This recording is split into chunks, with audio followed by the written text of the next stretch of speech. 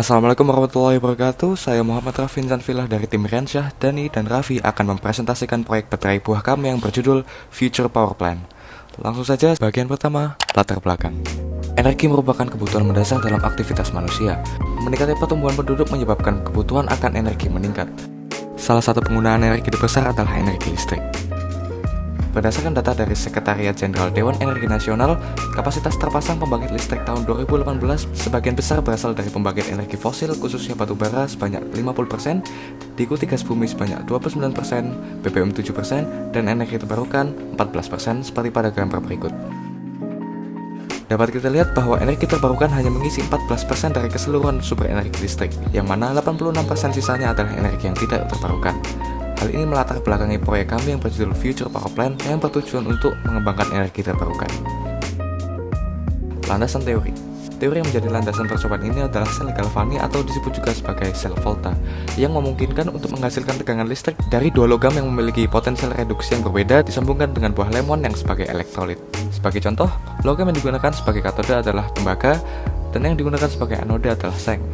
Maka pada anode terjadi reaksi sebagaimana berikut, dan pada katode terjadi reaksi sebagaimana berikut.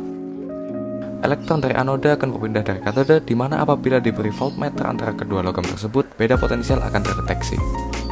Alat dan bahan. Alat yang kami digunakan dalam proyek ini antara lain seperti yang ditampilkan dalam layar. Begitu juga dengan bahan. Bagian berikutnya, kita masuk ke prosedur. Langkah pertama yang perlu kita lakukan adalah pembuatan miniatur pembangkit listrik.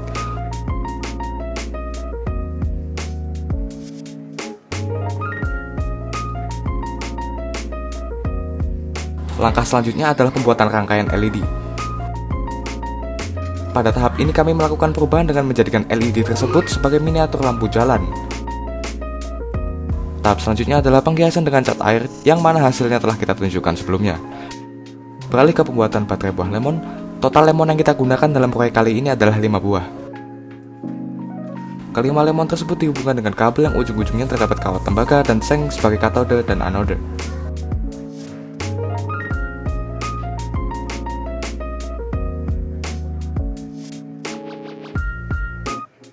Selanjutnya menggabungkan kabel LED dengan baterai buah yang telah kita tunjukkan sebelumnya. Lalu kita berada di tahap yang menentukan, apakah berhasil, apakah lampu menyala. Bila tidak, perlu ditelisik penyebabnya, apakah kendala pada kabel atau kendala pada baterai. Dan apabila berhasil, dapat dilanjutkan ke tahap pembuatan laporan. Dalam proyek ini, lampu dapat menyala meskipun redup.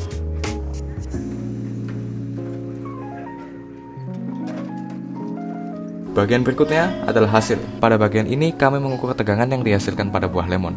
Satu buah lemon menghasilkan 0,6 volt. Dua buah menghasilkan 1,45 volt. Tiga buah menghasilkan 2 volt. 4 buah menghasilkan 2,6 volt. Dan terakhir, secara keseluruhan, 5 buah menghasilkan 3,1 volt. Kami juga menguji tegangan yang dihasilkan oleh kentang. Data yang diambil dapat dilihat pada tabel berikut. Bagian terakhir adalah pembahasan. Pada bagian ini kita menganalisis data yang didapat. Berdasarkan data, tegangan rata-rata per buah yang dihasilkan lemon lebih tinggi dibandingkan dengan tegangan rata-rata per buah yang dihasilkan kentang. Hal ini disebabkan oleh pengaruh kadar air pada kentang lebih sedikit dari lemon. Faktor lain yang menyebabkan adalah kadar asam pada kentang lebih sedikit dibandingkan dengan lemon.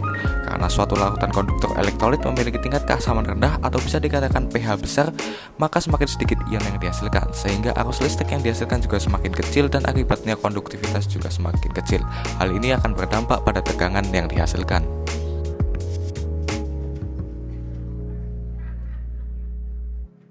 Sekian dari kami ucapkan terima kasih.